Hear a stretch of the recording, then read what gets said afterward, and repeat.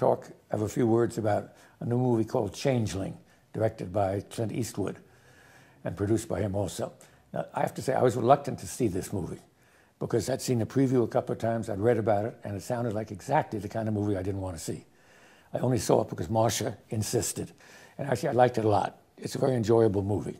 Well, I have to tell you, I didn't like it. It's about a single mother with a 9-year-old child in Los Angeles in 1928. And she works at the phone company, and one day she gets home late and her little boy has disappeared. She calls the police and say, my son is gone, and they say, well, we don't do anything for 24 hours. And when they do something, they don't find him. And about 4 or 5 months go by, and they call her up. They have found her son alive and well. And they bring him to Los Angeles, and she says, that's not my son. And they say, he says he's your son. And she says, no. And the film is all about what happened to her by going against the police department who had been who were particularly corrupt. I mean, there were like 3 stories in this movie. I think he didn't know what movie he was making. But one story is Angelina Jolie and her anguish at her lost child. The second story is from the police department's point of view, because of political reasons and general corruption. They don't want it to make it appear as if they goofed. They don't want her to be denouncing them. And so they do everything possible against her, including throw her into a snake pit like Psycho Ward. And the third story, which comes along becoming stronger and stronger as the movie goes by, it's just a shadow at the beginning, is the actual police work that results in solving the crime and what happened to the boy. Those are 3 separate things, but they're very well woven together. What I liked particularly was it started entirely with Jolie, entirely from her point of view. Then it shifts, do you see it, from inside the police department. It shows their viciousness, their lack of interest, because the captain says, who cares, is the chief thing when they talk about it. Who cares about this boy, really? They don't care. And then the third story is the solution of what actually happened. There are 2 or 3 endings, actually. Maybe one too many for me, but anyway, it has basically a happy ending.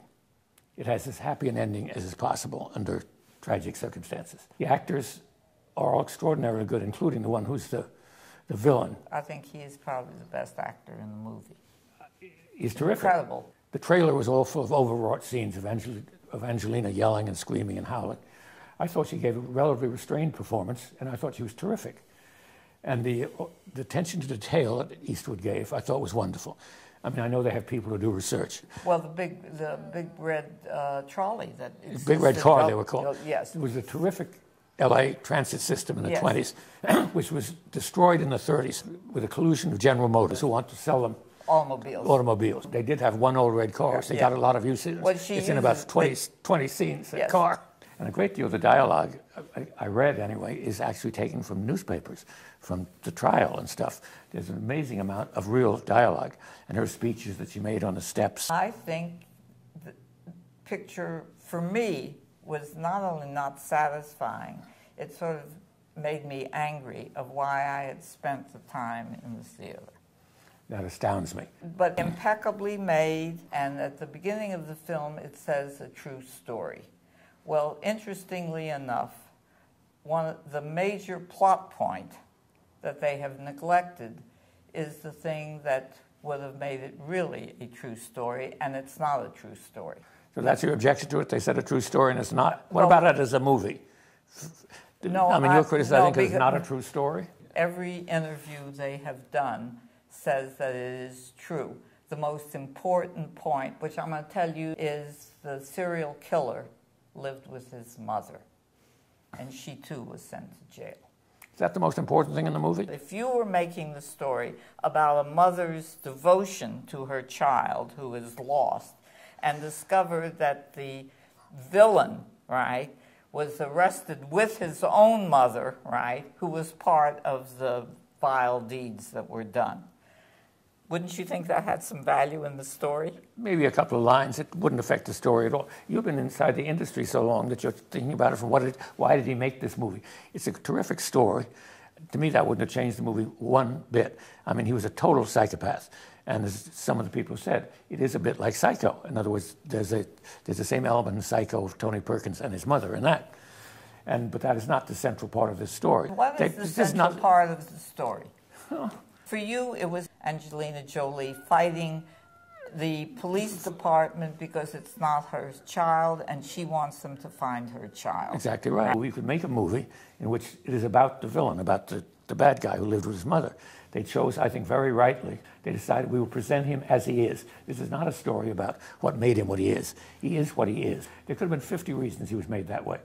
And if it had been because somebody tortured his rabbits when he was young, I would say that would be interesting to know, but it's not vital to the story that the movie tells. Everyone said, you mean you're going to say a true story, not based on, not inspired by, etc. Whether they want to call it a true movie or not a true movie. Well, this to me is so irrelevant when you go to the theater and buy your ticket.